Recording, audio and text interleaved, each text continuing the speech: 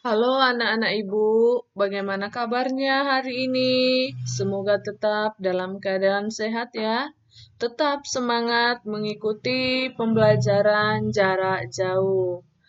Nah, bertemu lagi dengan saya, Rislinawati Hutagalung, dalam pembelajaran Bahasa Indonesia kelas 7 dengan materi kaidah kebahasaan teks cerita fantasi.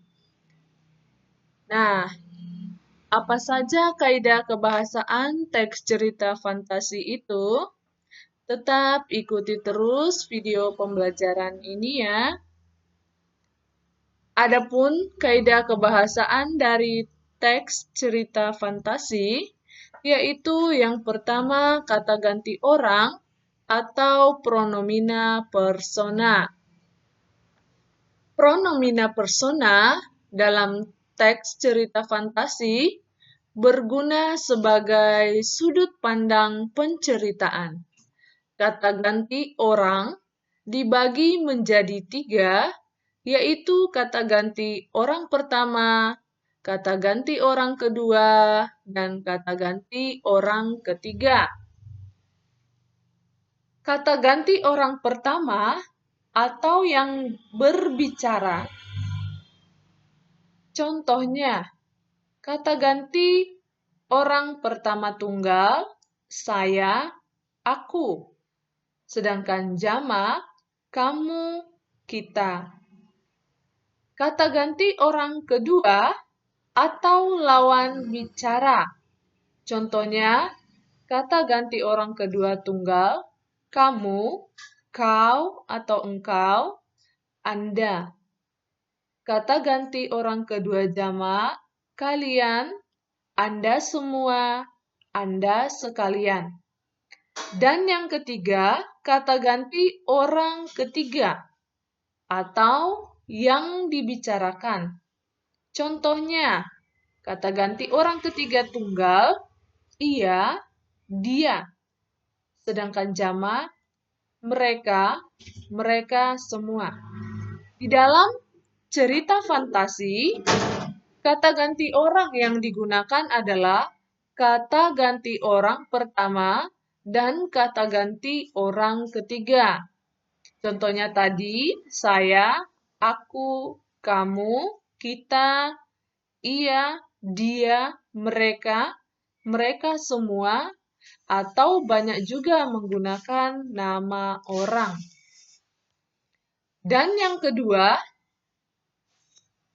menggunakan kata yang menggunakan cerapan panca indera. Masih ingat pembelajaran minggu lalu anak ibu?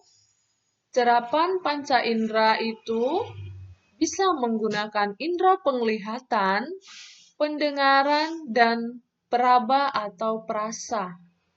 Nah, kata yang menggunakan cerapan panca indera ini digunakan untuk mendeskripsikan latar. Latar ada 3 ya anak ibu, ada latar tempat, latar waktu, dan latar suasana. Nah, di sini ada ibu buat contoh latar tempat.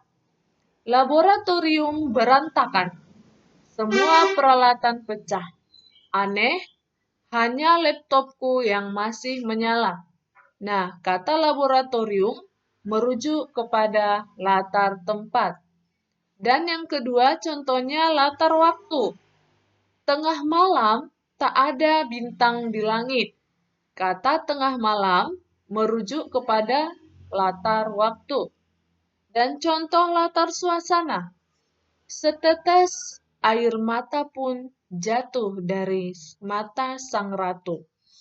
Setetes air mata merujuk kepada suasana hati. Dan yang ketiga, kata dengan makna kias dan makna khusus. Kata kias adalah kata yang memiliki arti yang bukan sebenarnya. Sedangkan kata khusus adalah kata yang memiliki ruang lingkup terbatas. Ingat anak ibu, kata kias bukan makna yang sebenarnya, sedangkan kata khusus memiliki ruang lingkup terbatas. Contoh, alien itu berhidung mancung. Dengan hidungnya yang menjulang, ia mengendus sekelilingnya. Kata mengendus bisa menjadi kata khusus, contohnya, atau yang artinya mencium bau. Sedangkan kata kiasnya yaitu memulai mengetahui atau mulai sadar. Nah, kemudian dan yang keempat, konjungsi penanda urutan waktu. Konjungsi penanda urutan waktu ini digunakan untuk menandakan datangnya tokoh lain atau perubahan latar. Contohnya dari latar satu tempat ke tempat yang lain. Contoh, Nono nyaris dihukum gantung gara-gara kaos MU yang dikenakannya saat itu. Setelah itu, ia terperangkap di warung Mbok Rimbi yang merupakan jelmaan iblis. Nah, kata setelah itu merupakan urutan waktu. Konjungsi penanda urutan waktu bisa kamu lihat contohnya, kemudian, sementara itu, seketika, sebelum itu, dan lain-lain. Dan yang kelima, kata atau ungkapan keterkejutan. Apa keterkejutan itu? Keterkejutan artinya kondisi emosi sesaat yang disebabkan oleh timbulnya peristiwa yang tidak disangka. Contoh, tiba-tiba seorang alien yang lebih besar datang. Nah, kata tiba-tiba merujuk kepada ungkapan keterkejutan. Nah, di dalam teks cerita fantasi, kata keterkejutan digunakan untuk menggerakkan cerita atau memulai suatu masalah. Dan yang keenam, kalimat langsung. Di dalam teks cerita fantasi, banyak menggunakan kalimat langsung. Dapat kita lihat dari dialog-dialog yang terdapat di dalam teks tersebut. Nah, kalimat langsung itu digunakan untuk menggambarkan karakter dari tokohnya. Apa itu kalimat langsung, Bu? Kalimat langsung adalah kalimat yang diucapkan secara langsung kepada orang yang dituju.